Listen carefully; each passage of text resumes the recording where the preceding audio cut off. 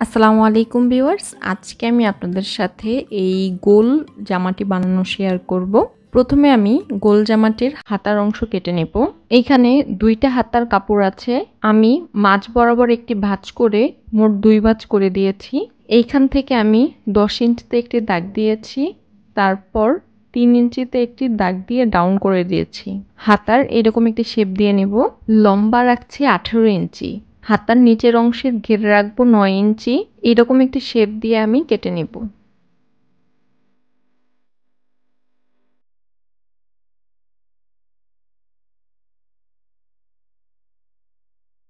এখন হাতার আমি তালপাটের অংশ কাটবো। হাতার একটি অংশকে সোজা সাইডে রেখেছি এবং আরেকটি পার্টকে এভাবে উল্টো সাইডে রেখে এই বরাবর 1 ইঞ্চিতে একটি দাগ দিয়ে এইরকম একটি শেপ দিয়ে নেব।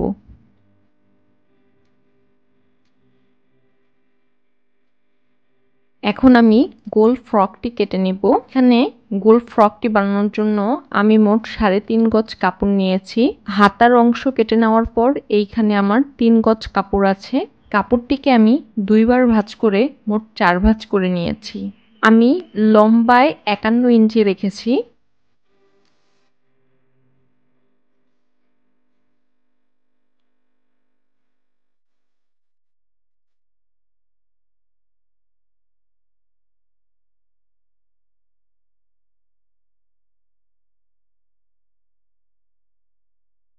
এখন এইখান থেকে আমি আর্মহোলের জন্য 7 ইঞ্চিতে একটি দাগ দিয়েছি এবং কোমরের জন্য 14 ইঞ্চিতে একটি দাগ দিয়েছি।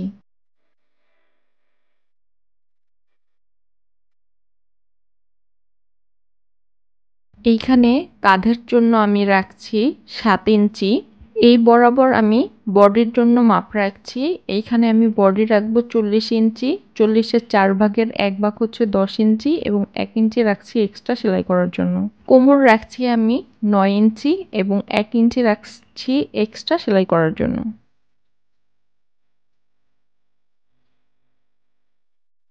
বডির সাইডে আমি এইভাবে দাগ দিয়ে নিব। কাঁধের এই সাইডটিতে আমি একটি দাগ দিয়ে নিব।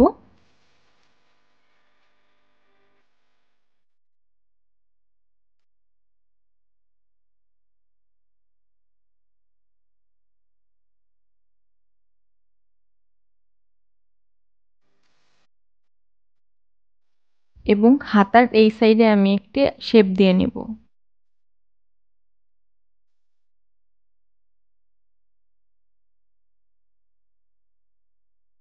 এখানে আমি তালপাটের জন্য কাটছি। এখানে 1 ইঞ্চিতে একটি দাগ দিয়ে স্কেল দিয়ে আমি সোজা একটি দাগ দিয়ে নিব। এইরকম একটি রাউন্ড একটি শেপ দিয়ে নিব। এখানে গলার চওড়া রাখছি আমি 3 ইঞ্চি। সামনের পাটের গলার জন্য লম্বা রাখবো 5.5 ইঞ্চি এবং পেছনের পাটের গলার জন্য লম্বা রাখবো 3 ইঞ্চি। স্কেল দিয়ে এইরকম দুইটি বক্স শেপ করে নিব।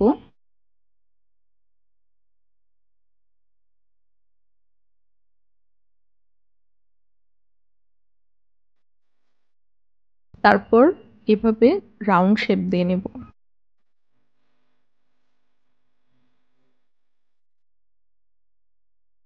এখন এইখান থেকে ধরে আমি নিচ পর্যন্ত 51 ইঞ্চিতে আমি দাগ দিয়ে নেব।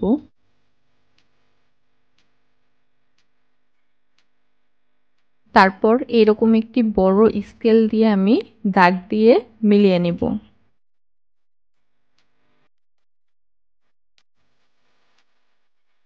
এখন আমি দাগ অনুযায়ী কেটে নিচ্ছি। পেছনের পাটটি সরিয়ে রেখে সামনের পাটের গলার অংশকে আমি কেটে নেব।